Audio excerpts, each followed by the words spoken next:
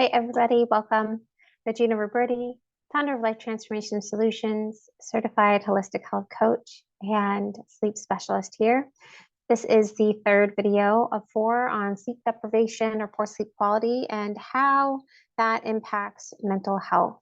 And so these are discussions that need to be happening with your doctor, but generally don't. They need a little bit more attention. And so today we're talking about the risk of mental health disorders that arise from not being able to sleep over certain periods of time, as well as lowered quality of life. And so when I'm talking about mental health disorders, chronic sleep deprivation is associated with an increased risk of developing mental health disorders such as depression and anxiety, and it can exacerbate existing mental health conditions and make them more difficult to manage. And so if you're somebody who's already been dealing with depression, anxiety, bipolar, or any of those other mental health conditions, then you've already seen how that lowers your quality of life and how difficult it can be to manage. And so lower quality of life might significantly impact an individual's overall quality of life, meaning it can lead to decreased enjoyment of activities, reduced motivation, and a general decline in physical and mental well-being.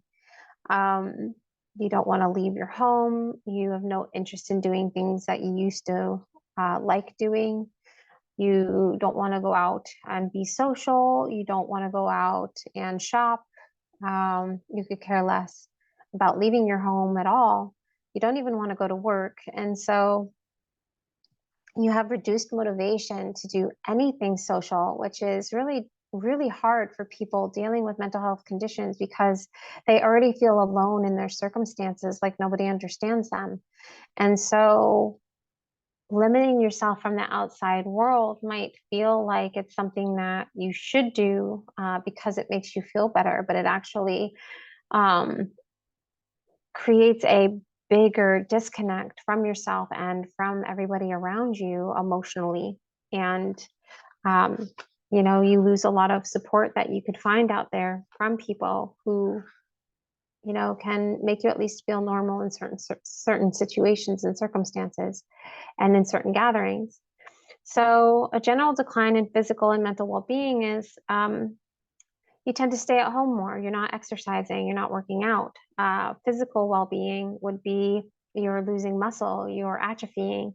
Your body is not significantly getting not significantly, it's not getting the amount of circulation that it needs, that it would get from you being mobile. So you tend to be more sedentary in your activities. And so you might be gaining weight, you might be not eating responsibly, you might not be getting enough rigorous exercise and movement, which really messes with your endocrine system, which is your hormone system that really is supposed to help keep you balanced overall. Your thyroid, your adrenal glands, your serotonin, oxytocin, and dopamine levels, which are all the hormones that help you with moods, balancing feelings, balancing reactions, balancing stress. And so there's that.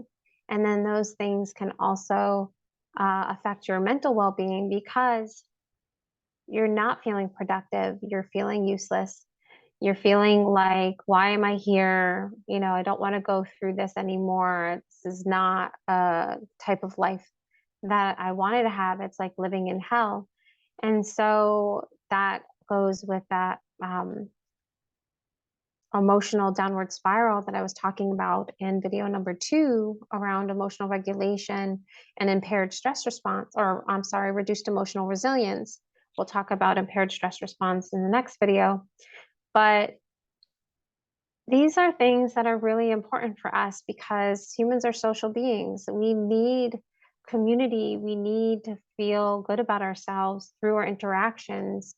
And a lot of us lose that while dealing with sleep deprivation. It can long-term have really negative impacts on your life. And so it's really important to take an assessment of what's going on currently in your life. What are the subsymptoms of insomnia that you are experiencing, and where could you use help to get your quality of life back and help you get back balanced with your mental health and your physical health and your nutritional health. Those are all things that I address in my health coaching packages, as well as the other tools that I use along with my coaching.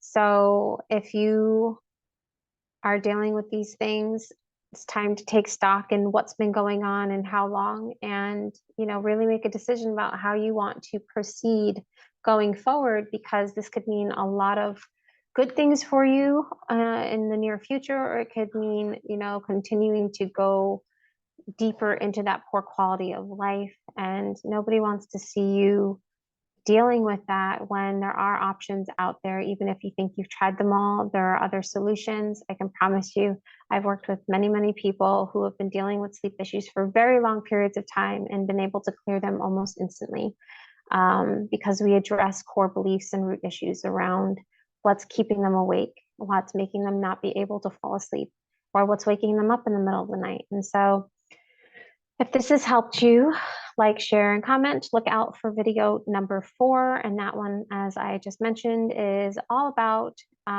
impaired stress response in conjunction with impaired social interactions. We just touched on that a little bit, but I will talk about that a little bit more in the next video. Take care of yourself and be well.